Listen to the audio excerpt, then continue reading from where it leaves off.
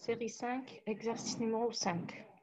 Un gène récessif petit h lié au sexe retarde le temps de coagulation du sang et est responsable de l'hémophilie.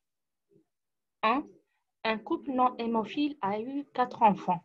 Un premier garçon sain, un deuxième garçon hémophile et 2 filles saines. Quel est le génotype possible de ce couple? 2.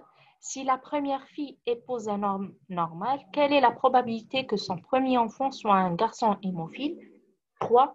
Si la deuxième fille épouse un homme hémophile, quelle est la probabilité que son premier enfant soit normal?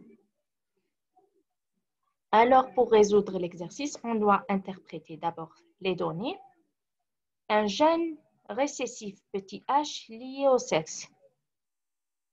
Un gène récessif petit h lié au sexe, c'est-à-dire que les sujets malades ont le génotype petit h, les grands H sont normaux et les grands H, petits h sont porteurs. Lié au sexe, c'est-à-dire que le caractère est porté par les chromosomes sexuels. Alors, un couple non hémophile a eu 4 enfants.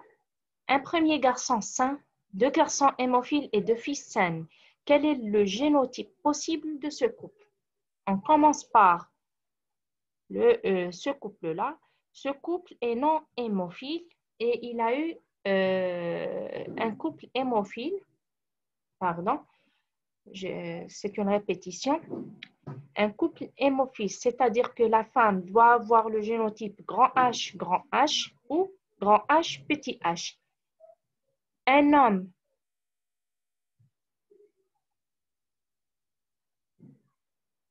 L'homme n'est pas hémophile, c'est-à-dire qu'il est normal, X grand H, Y. Pour que ce couple ait tous les génotypes possibles parmi sa descendance, il faudrait que la femme soit porteuse de l'allèle petit h. Alors, on va représenter le croisement. P pour génération parentale, une femme normale épouse un homme normal, c'est-à-dire tous les deux ne sont pas hémophiles. Alors, pour les génotypes, nous avons X grand H, X petit h pour la femme et X grand H, Y pour l'homme. Ici, les gamètes X grand H, X petit h, X grand H, Y. Bien sûr, on doit entourer les gamètes. Et F pour la génération filiale, nous avons 1 sur 4 de tous les génotypes possibles. Alors, 1 sur 4 grand H, 1 sur 4 grand H, Y, 1 sur 4 X grand H, X petit h et 1 sur 4 X petit h, Y.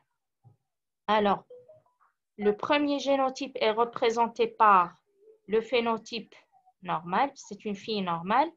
Ce deuxième génotype, X grand H, Y, c'est un garçon normal. X grand H, X petit h, c'est une fille normale mais porteuse. Et X petit h, Y, c'est un garçon hémophile. Alors,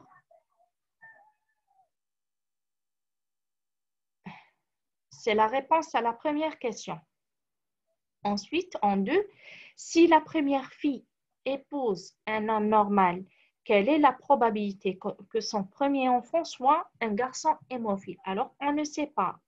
Ici, s'il s'agit, c'est l'une des deux filles. Alors, on ne sait pas si elle est normale, X grand H ou X en grand H, X petit h. L'homme, son époux, est normal. Alors, ici, on va représenter les deux croisements possibles.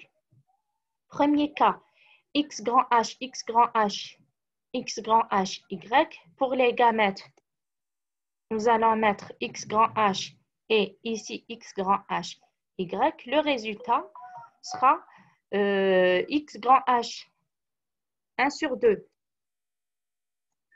X grand H et 1 sur 2, X grand H, Y, c'est-à-dire l'ensemble de la population elle a un phénotype normal. Pour la troisième question, pardon, pour le deuxième cas, c'est une femme normale X grand H, X petit h, c'est-à-dire porteuse qui épouse un homme normal. Alors, pour la génération filiale ou les résultats, on aura, pour la génération filiale, on aura X grand H, c'est une fille normale, et X grand H, Y, garçon normal. Même chose, 100%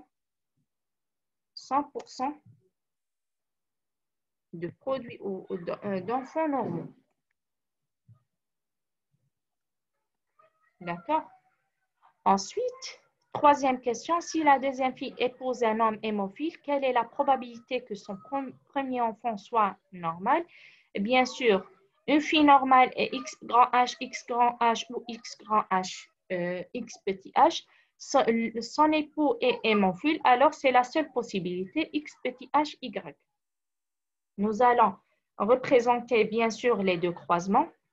Premier croisement, X grand H et X petit h, Y. Alors, on aura X 100% d'enfants normaux. X grand H, X petit h pour la fille et X grand H, Y pour la probabilité pour les garçons. Pardon. Alors, nous allons mettre 1 sur 2 ou 50% de filles normales et 50% de garçons normaux. 50% par rapport à l'ensemble de la population. Mais par rapport aux filles, 100% de filles normales et 100% de garçons normaux. Pour le deuxième cas, nous avons X grand H, X petit h et X petit h, Y. Alors ici, pour les résultats, tous les génotypes seront présents parmi la génération filiale. Tous les génotypes possibles. C'est-à-dire 1 sur 4, une probabilité sur 4, X grand H, X petit h, une probabilité sur 4, X grand H, Y, une probabilité sur 4, X petit h, Y, et une probabilité sur 4, X petit h, X petit h.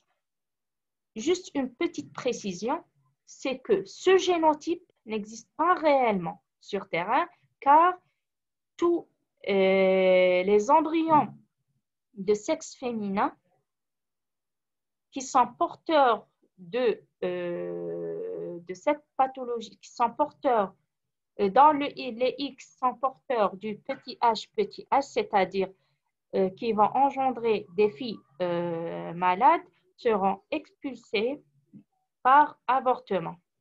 D'accord? C'est-à-dire il n'y a pas réellement sur terrain de filles hémophiles X petit h, X petit h. Alors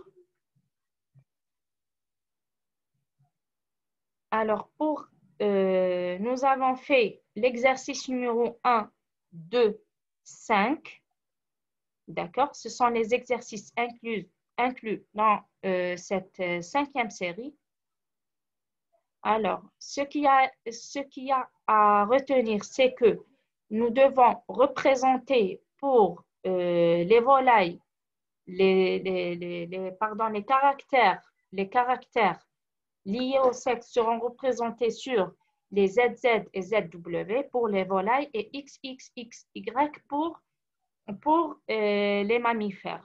D'accord?